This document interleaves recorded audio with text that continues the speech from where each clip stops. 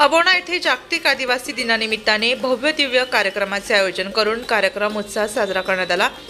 चणकापूर येथून शोभायात्रा व मोटरसायकल रॅलीचे आयोजन करून भव्य दिव्य रॅली काढण्यात आली होती। येथील हुतात्मा स्मारकाजवळ शहीद क्रांतिकारकांना अभिवादन करण्यासाठी आदिवासी परंपरेनुसार पूजेसाठी नारळ, कांबळ, काठी, मुसळ, शीतपान, आंबा, पानाचे तोरण, उडीद, नागली, लिंबू इत्यादी पूजा मांडून मान्यवरांच्या हस्ते पूजा करण्यात आली होती।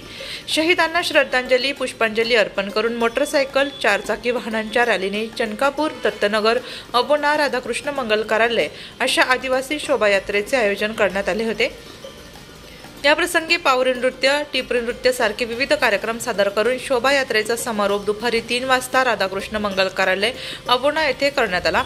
या ठिकाणी आमदार नितीन भाऊ पवार, जिल्हा परिषद अध्यक्ष जयश्रीताई पवार, जिल्हा परिषद सदस्य यशवंत गवळी, आदिवासी विकास प्रकल्प कळवण उपाध्यक्ष ND गावित, केले गांगुर्डे, ज्ञानदेव पवार, सरपंच सुनीता पवार यांचे मार्गदर्शन झाले।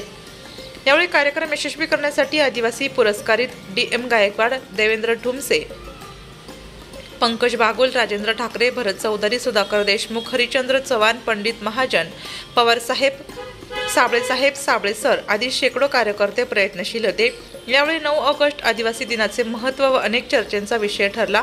अशा अनेक योजना कशा राबवल्या जातात हाही विषय या कार्यक्रमाप्रसंगी झाला।